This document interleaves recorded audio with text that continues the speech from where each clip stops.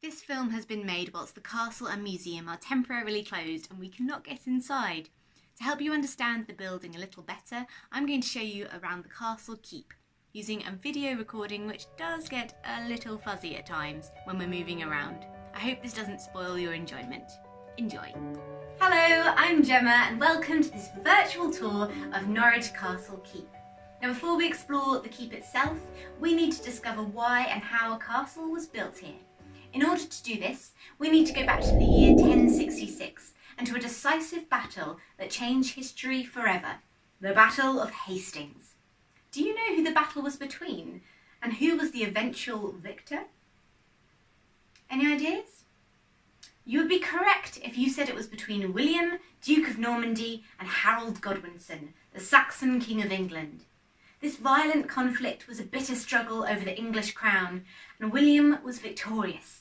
But he was not wanted as the new king, because he was Norman, or Northern French, and at this time England was populated by Anglo-Saxons and Vikings, people who emigrated here from what is now known as Scandinavia and Germany. Therefore, William had to impose his power and control over England as quickly as possible. To do this, he built castles to garrison his soldiers around England, including in Norwich, where construction began in 1067. Now behind me, you will see a model of the castle fee, which is the whole area of the castle, not just the building, which is known as a keep. Now in 1066, Norwich was a large Anglo-Saxon settlement. So geographically, why was Norwich chosen as a site for a Norman castle? Well, it is generally thought there are two reasons why the Normans built a castle here. Not only is the site located at the top of a natural steep slope, but it also lies to the southeast along the river which is near the major route to London and the south, what we now know as the A11. However, the site was not clear. The Normans made the Saxons demolish around 100 of their homes and 2 of their churches before forcing them to dig a large circle in the ground, heaping all of the earth on top of it. This made a mound, or a motte, and on top of which the Normans built a keep. High ground provided a vantage point over opponents, an advantageous angle for archers, as well as allowing those inside to easily observe the surrounding land. The new Norman rulers would then have forced the Saxons to build a series of deep, defensive dry ditches and yards, known as baileys, to make it difficult for enemies to attack. This shows the keep and a bailey. Baileys, or yards, would have been used for grazing livestock and housing industries and dwellings for the castle, such as a blacksmith, kitchen, armourer, and even a prison. Now behind me you will see the keep. The first keep wasn't built with stone, it was built with wood. Do you know, or can you guess why the Normans did this? Well, wood was quicker to build with, and it also helped settle the foundations of the motte. Stonework began years later in 1094 and was finished around 1121. Local flint was used, but limestone was brought all the way from Normandy to face it. Now, why do you think the Normans made such a momentous effort to bring limestone all the way from Normandy when flint was so plentiful here? Well, simply put, it was to show off. A reminder to the Saxons of how rich and powerful the new Norman rulers were, and that they intended to stay. Now, this shows the outside of the keep today. You may be thinking how new the keep looks, and that's because it was refaced in the 1830s with Bath limestone, as the original Norman limestone was eroding away. When it was completed in 1121, it was one of the largest structures in England at the time, standing at 21 metres high and 28 to 33 metres wide. The entire site, or fee, was 23 acres. It is considered one of the finest surviving secular or non-religious Norman buildings in Europe. And this is the view from the museum's entrance.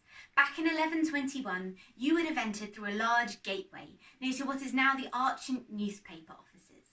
Beyond the gate, you would have had to navigate a series of baileys, which is now Castle Mall, as well as cross bridges and drawbridges just to eventually get to the keep.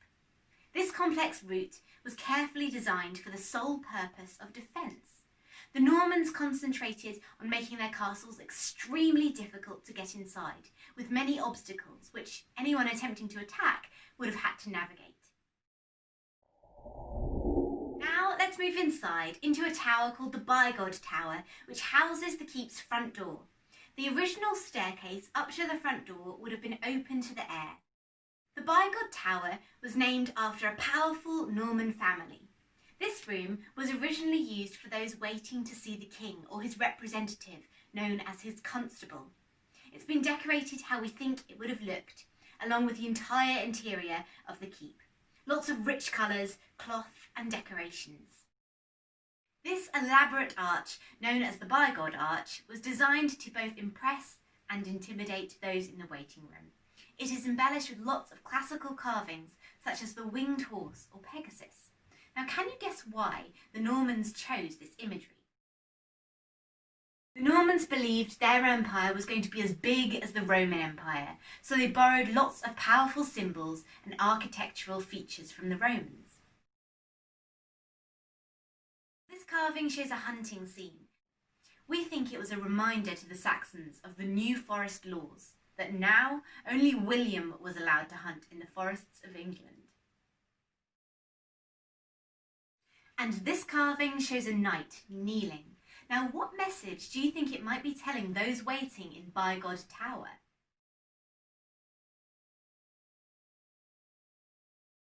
We believe it is setting a stern example to the Saxons of how to correctly greet the new king should they meet him, by kneeling, as a sign of respect.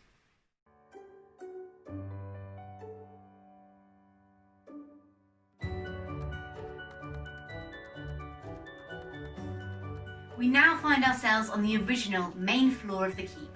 The only other original level of the keep was the basement, or the ground floor, which could be accessed via this spiral staircase. The basement was used for storing food and drink, firewood, weapons, and sometimes prisoners. Now here, we really have to use our imagination, as the balcony we're now standing on would have been one big floor, stretching wall to wall, and the arches in the middle would have been one solid wall, separating the keep into two halves, the Great Hall on this side and the king's private apartments on the other. Now this would have been the Great Hall, with a fire in the middle surrounded by tables and benches. There would have been a balcony floor at the far end for musicians to entertain during feasts. Can you spot another, much smaller balcony running underneath the windows? Take a moment to guess what this was used for. Not for entertainment this time. This balcony was the fighting gallery, used if the castle was ever under attack. Soldiers would stand either side of the windows before shooting arrows or crossbow bolts onto attackers below. The castle was attacked 3 times in its history. The first time was in 1075, when Emma de Gorder held out for 3 months against William of Normandy after her husband, Ralph, plotted to overthrow him. Ralph fled to France, leaving Emma with a small group of soldiers in the castle. She successfully negotiated safe passage for herself and her men after surrendering to William.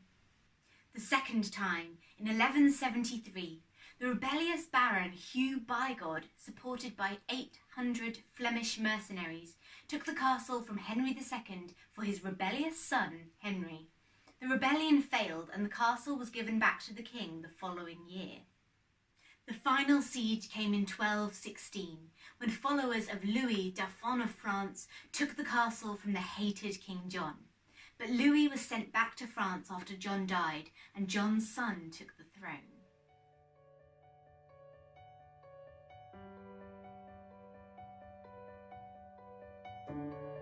There are thoughts that another great hall was built on the motte to the north of the keep during the 1280s.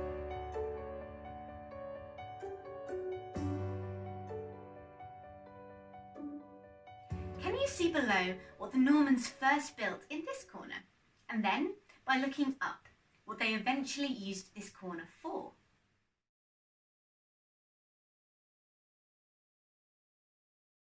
Originally, they built a spiral staircase here, but for some reason they stopped halfway and built a fireplace instead, hence the black walls from the smoke.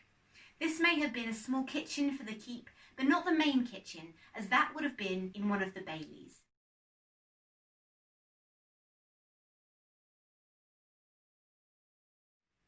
Now we're standing outside what we call the garderobes, which bizarrely were wardrobes and toilets combined.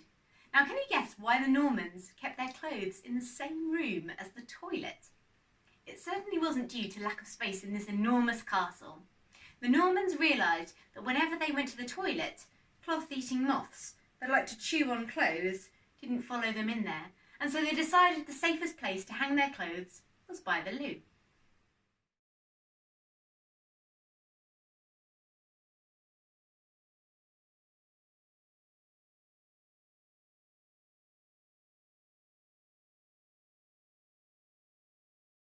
Talking of doing your business, the Normans often went to the toilet in groups because they saw it as a chance to talk privately. For instance, privy is an old word for toilet.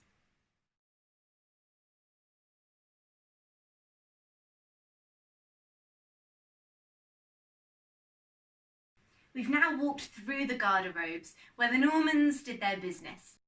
Now, what difference do you think there was between a Norman toilet and modern facilities? Exactly the same. No, there was no flush. Waste would have gone straight down the walls of the keep and settled on the top of the mound. A person called a gong farmer would have then collected it up and sold it to farmers to use as manure. Now you may think this was one of the worst jobs in medieval England, and you could be right, but it had at least one good perk. If you found anything valuable in the manure, such as rings, bracelets, coins, you got to keep it. I doubt the owner would want it back anyway.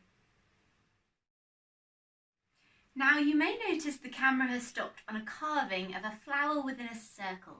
You may think, what a charming decoration to brighten up the privy. But it has, according to the Norman way of thinking, a very important job to do. It is called a daisy wheel. It was thought that if you left an orifice of your body open for long enough, evil spirits would enter. So the Normans had these carved into the walls of their garderobes so that no evil spirits would fly up their bottoms.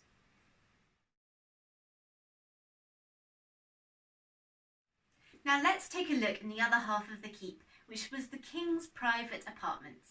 And we find ourselves standing in the king's bedroom.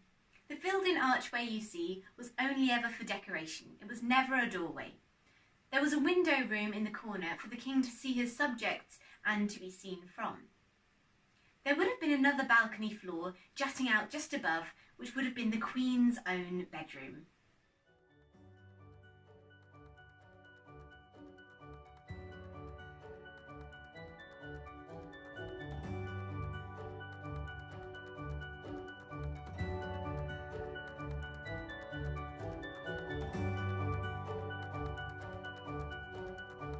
Now take a look at this hole in the wall just here. Pay attention to its shape. What do you think it was used for? Well, every king wants access to all the mod cons, and the Norman kings were no different. Originally, this was a sink, and outside on the south wall of the keep is a carving of a lion's head. When the sink was in use, the water would flow out of the lion's mouth. It must have been quite the spectacle.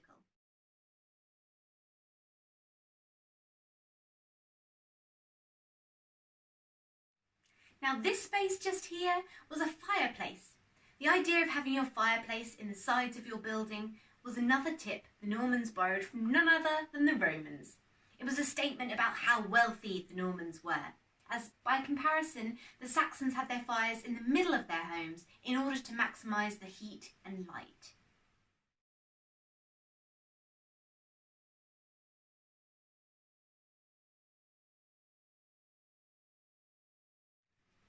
The current main floor of the museum didn't exist in 1121. It was put in when the castle became a museum in the 1880s. Did you spot the well? This would have been the first thing built on the motte, and it was around 40 metres deep. It would have stretched all the way to this floor, and servants would have carried water from here to the fireplace to heat before putting it in the sink for the king to wash with. Woo! And what room are we in now? This is none other than the king's private chapel. The fake wall shows what the internal castle decor would have looked like.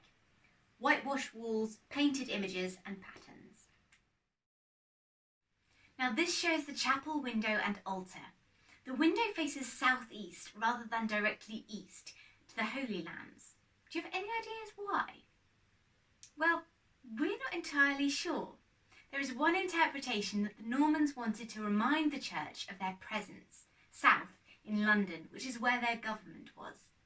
Another is that it was easier to build a semicircular area for the altar in the corner rather than a straight wall. And all around you may notice the graffiti on the chapel walls showing knights fighting. We think that this may have been carved by knights asking for protection from God before they went to war. There are also many examples of carved graffiti around the keep showing the passing of time, such as tallies and sundials. These differ from the previous carvings, and we believe these were added when the castle became a jail in 1345. The king at the time, Edward III, decided he didn't want a castle any longer as a defence, and plus the roof was falling in. So the city acquired the castle free from the king. Norwich desperately needed a county jail, and so that's what it became. It later became a prison in the 1820s.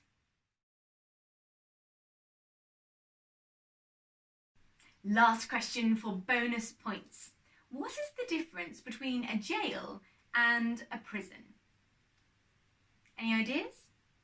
Well, unlike a prison, a jail was a place you were sent if you were accused of a crime, a holding place until your trial. If you were found guilty, you were then publicly punished using ducking stool, stocks, pillory, whipping post, or you could have been hanged. Jail was not supposed to be punishment. However, in the 1820s, the government decided this system wasn't working, and so introduced prison as the main form of punishment.